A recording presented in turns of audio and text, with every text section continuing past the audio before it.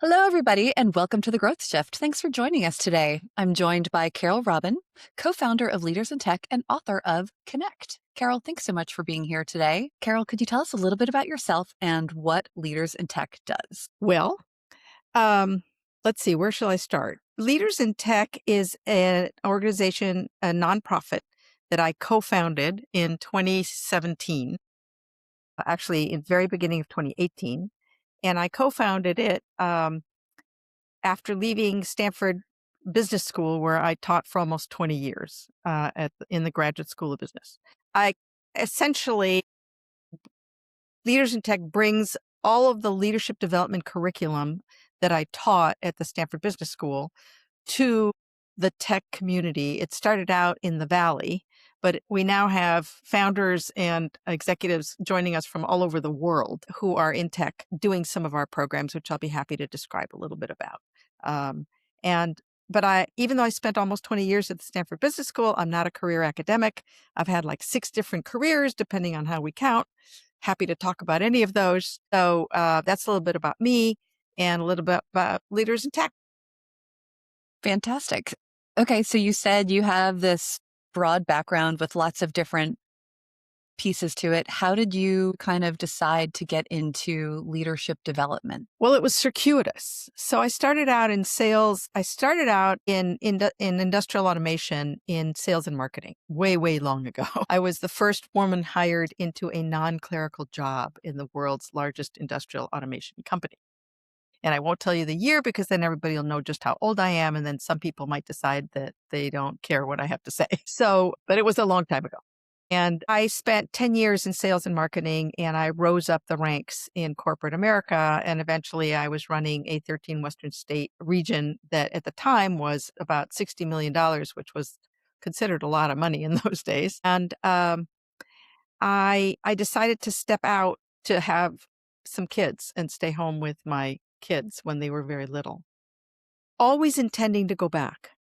But then I decided maybe I'd been there, done that, bought that t-shirt, wanted to do something a little differently, and ended up, while the kids were very little, volunteering in the community and doing a program for something that was being sponsored by the Chamber of Commerce in Palo Alto called Leadership Palo Alto. And that kind of opened my eyes to leadership development in general. And then I decided, you know what, when it's my turn to go back, and because my husband and I had made a deal that we swapped. And so he was going to stay home with the kids after I went back, and I stayed home with the kids while he stayed on. When it's my turn to go back and support us, I want to go into leadership development. Long story short, I decided I needed to go back and get more education. I decided to go back to get a master's, decided that wasn't going to be enough, got a PhD. Part of my PhD program, I met one of the members of my committee, was very good friends with a fellow at the Stanford Business School who was a professor there, my co-author, David Bradford.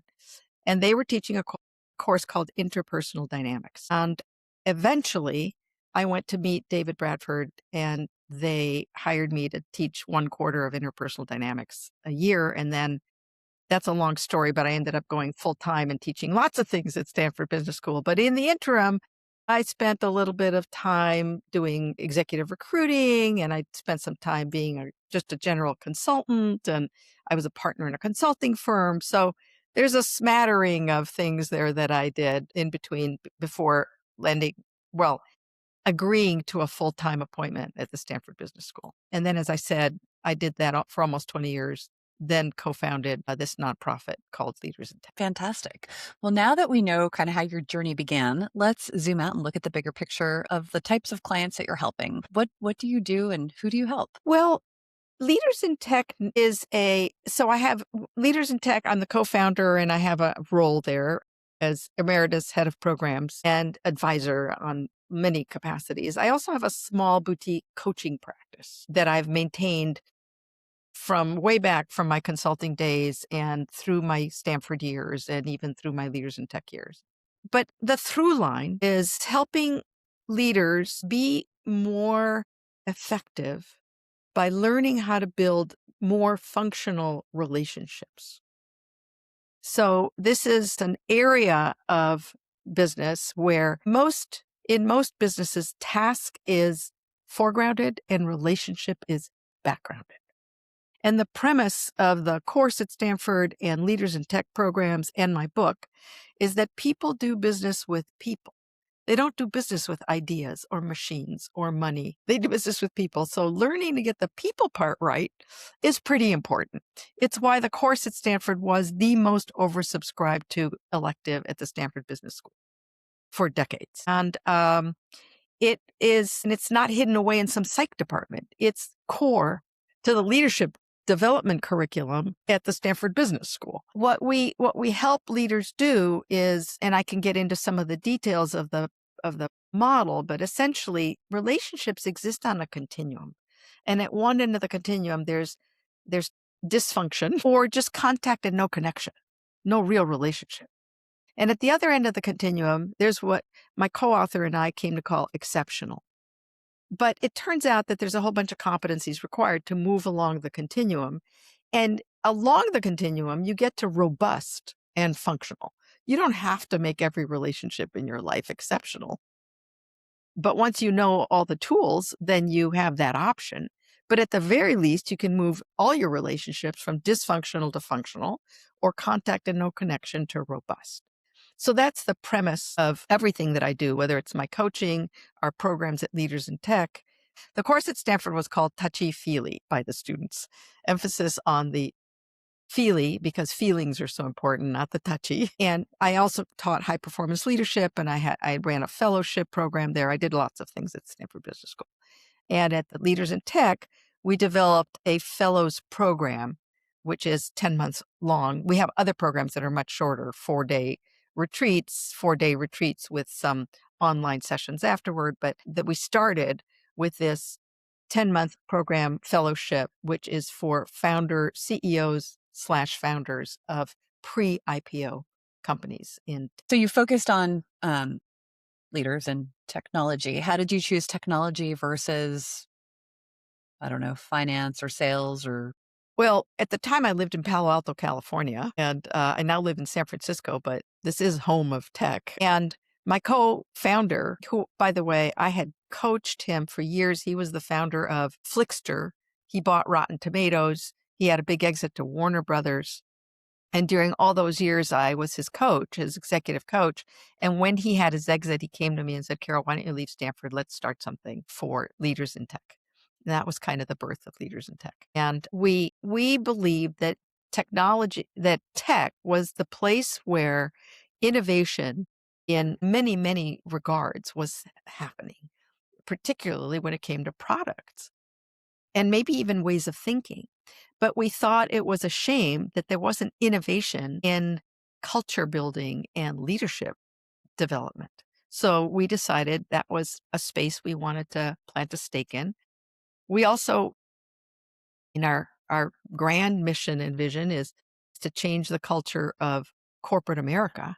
And we thought that starting with tech, which was such an influential space, would be, not to mention the fact that that's where we had all of our connections and we lived in the heart of Silicon Valley, made the most sense as a place to start. And we wanted to start with CEO founders of pre-IPO companies because we believed that if we could influence them, we would help build the culture of the future LinkedIn's and Microsoft's and Amazon's and Facebook's of the world. And the current ones were frankly a little too far gone for us to be able to influence them to the extent that we wanted to. Okay, I like that. Well, if we were to look at kind of trends in the market, trends in leadership development, trends in interpersonal skills, what are some of the biggest trends you're seeing that are shaping the space right now? Well, of course, AI is impacting absolutely everything right now, and our industry is no exception. And I find it really interesting how much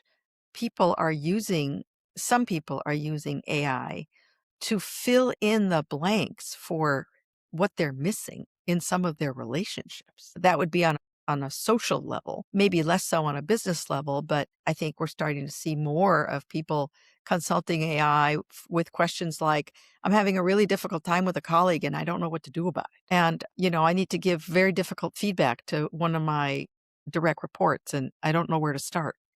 So you can ask any one of the AIs that. By the way, I have a Carole Robin AI. So you can Yeah, I would love to talk about that too. you can That ask sounds CaroleRobin.ai those questions. And the difference between Carole Robin AI and asking just ChatGPT or even, I mean, my favorite happens to be the one by Anthropic Claude, but even asking them, you get a generic answer. And if you say, what would Carole Robin say is the best way to give feedback? You might get a more accurate answer with regard to what I would recommend. But Carole Robin AI only has access to everything I've written, all my books, my papers, my lectures. And so you would get what Carole Robin would actually tell you if you went to Carole Robin AI. Now, note though, that you'd be going to Carole Robin AI to ask for counsel, advice on what to do with a human being with whom you presumably have or want to have a relationship or a better relationship. So, in the end, I don't think human beings are going to follow AIs. They're going to, if we think about, human beings are going to follow people. They might follow an AI that they think is a person, but I don't think we're ready to follow machines. So I think there's still going to be a place for leadership and leadership development that's human centered rather than technology or AI centered. And if I didn't believe that, I would have hung up my shingle and called it quits. yeah. Yeah, yeah. I mean, AI definitely is is part of like everyday language and usage now, from crafting emails to editing to organizing emails. And it's super Uh, useful, It's super, super useful. It totally makes everything faster, more efficient, more easier. efficient. But if I'm trying to build a relationship with you, Jennifer, Yeah, I'm not a robot. then Yeah, then right. AI is only going to take me so far. My Totally. AI might have a relationship with your AI, but Right. you and I still are going to, I believe, still want to have some interaction with each other. Human beings are social animals. In the end, we are social animals. And so I don't think we're prepared to only interact with machines or Totally. virtual machines at that. Right.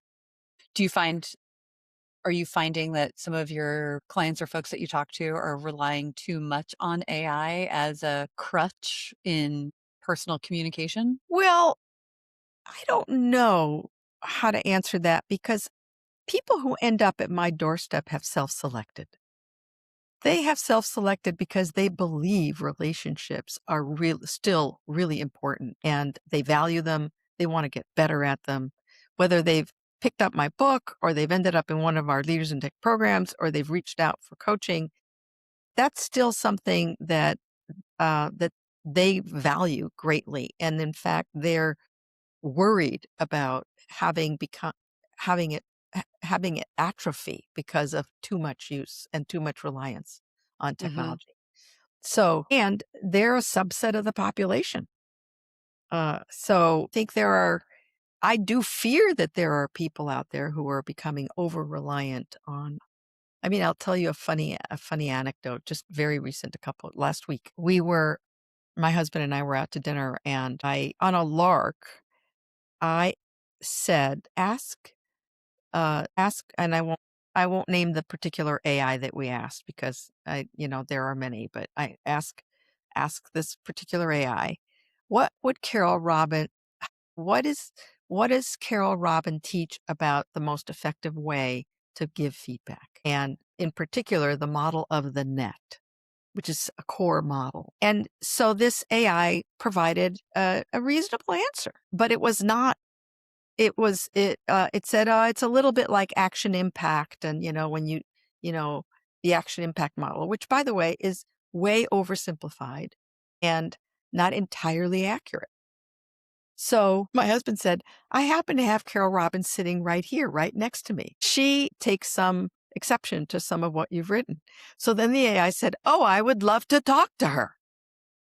Well, then I started interacting with the AI and I corrected the AI and the AI said, oh, well, now I understand. And thank you so much. And I'm so sorry. And Thank you for taking the time. And now it feels like I'm talking to a human being who actually cares about my stuff. And maybe I educated that AI, and maybe when someone else asks, it'll have a better answer. But maybe it was just shining me on and making me feel better. I have no idea what's going to happen with what I said to it. Right. So, Yeah. you know, I am deeply troubled. I think it's fantastic that people use AI for efficiency. I think it's a great help to have it be a supplement to what we do and to help us not only be more efficient but more effective. I do think that it's really troubling to think about it replacing human beings in certain regards. I mean, there's certain things that human beings do right now that frankly AI does just as well, like editing, for example. And I'm sorry to all of you editors out there in the world because I don't know that the AI doesn't do as good a job as you do. But what an AI can't do is I don't think yet is I don't think it can pick up on the nuances that you might have as an editor, having talked to the author and wanting to understand more fully what they're trying to convey and how. Although AIs are getting better and better at, using this tone and using this particular approach. But anyway, back to the main point. I do think that human beings are going to continue to want to do business with human beings. And business work is the source of a lot of our human connection, Sure. of our social connection. So somewhere along the line, we're going to have to consider all that. Yeah. Well, as we look at kind of the things that we want to consider and the things that we're doing right, what's a recent win or moment that made you feel like, all right, this is working. What I'm doing is making an impact? Well, so one of the programs that we started just last year at Leaders in Tech is a program specifically for leaders in AI related businesses or AI related roles. And we put it out there to the community to say we're starting a program. If you happen to be a leader in an AI business or in an AI role, apply to our program. And we were overwhelmed with the amount of applications that we got. I mean, we thought maybe we would do a program for maybe a cohort of 12. We ended up getting, we ended up doing a program for a cohort of 24, and we got over like 150 applications. It was unbelievable. And in fact, we already have the next program full with people who didn't get into the first one. And the interest in the applications keep coming. So I consider that I'm putting that in the win column. Yeah, absolutely. Absolutely. Well, let's see. Of course, it's not always smooth sailing either. What are some of the challenges that you've faced recently? Well, one of our biggest challenges, frankly, Jennifer, and it's the challenge we've had from the start, we decided to be a nonprofit because my co-founders and I were not looking to make money. We were looking to actually do something good in the world. The programs we run require, in order to be as effective as they require that people from all walks of life, I mean, obviously they have to be leaders and they have to be in tech, but in every other regard, all walks of life come to the program because it's easy to connect with people that are just like you and think just like you, see the world just like you. But the fact is, when we put 12 people in a group and, you know, every 11 people in the room come from vastly different places than you do, you're going to learn a whole lot more. So the pedagogy requires a huge amount of, dare I say that word that's become so ugly, diversity, but I mean that I'm using it in the broadest term possible. Now, one element of diversity is gender. And, we're leaders in tech and we're talking about CEO founders pre-IPO. And frankly, we could fill our programs 20 times over with a very similar profile of person, mostly male, mostly white, mostly straight. And they won't, and we would do them a disservice, and we would, not to mention, we would do a disservice to anybody who doesn't fall into that demographic. So this is all a long way of saying that the challenge is that um, we reserve 40% of our spaces for women. The women, by and large, ask for a lot more scholarship money than the men do. We could have a whole conversation about sociologically what that means and what that's about. But the fact is, in order to meet our goals for people of color and women and people who are from less advantaged backgrounds in our programs, we have to provide a fair amount of scholarship money. And we have run at a deficit every year since we started in 2018. We just can't seem to figure out how to break even as long as we have to keep giving scholarship money away. We've had some very generous donors. It's the reason we're still in business, who who have made it possible for us to continue to give this kind of scholarship money away. But they keep saying you got to figure out how to break even, guys. That's our biggest struggle, continues to be our biggest struggle.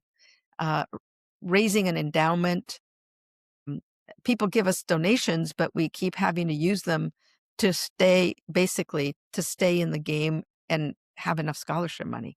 So we don't have enough money to start building an endowment. We're applying to some grants that we're hoping might help, but yeah, making the numbers work on something that's that high touch and that personalized is very difficult. Yeah. Yeah, I could see that. Well, when you look at the next 6 to 12 months, what are you most focused on building or improving besides perhaps the obvious of getting the funding? Right, right. Well, we have a couple of grants in the mix that would be total game changers for us. So that's a biggie on our plate. We're also launching this year. So we started out with the program being for CEO founders of pre-IPO companies. That's still the fellows program, the flagship program. Then they came to us and said, "What about our people?" So we developed a version of the program, much smaller scale for people who worked for CEO founders in tech. But this year we're launching, and in fact, next month is the first cohort of what we're calling executive fellows, which is executives in big tech companies above a certain level that with a fellowship that starts with the 4-day retreat, just like all our programs, but has a much more extended, what we might call tail after the retreat that looks a lot more like our founder fellows program than some of our other programs. So that's very exciting. And we were we were way oversubscribed for that, which was really exciting. We just put it out there to people we knew, and suddenly nominations started coming in because people have to be nominated um, they have to be nominated and then they're invited to apply. Then we get applications. So we've always worked that way because we want people who apply to have some sense of what they're applying for, and we want some sense of who they are based on who nominated them. Uh, because fit turns out, Jennifer, to be a really important aspect of whether or not the program is right for people. Is what we're offering what they're looking to learn? We're not just putting bodies in chairs, and we're not just delivering something that's kind of leadership 101. We're delivering something that's very curated, very sophisticated, and it's frankly not for everyone. That's all super fascinating. Kind of as we come to a close and wrap things up, what's a piece of advice you'd offer to someone who wanted to start out in executive or leadership development today? Well, this is going to sound redundant and obvious, but pay attention to the people part. So in general, and this will also sound self-serving, but pick up a copy of my book, Connect: Building Exceptional Relationships with Family, Friends, and Colleagues.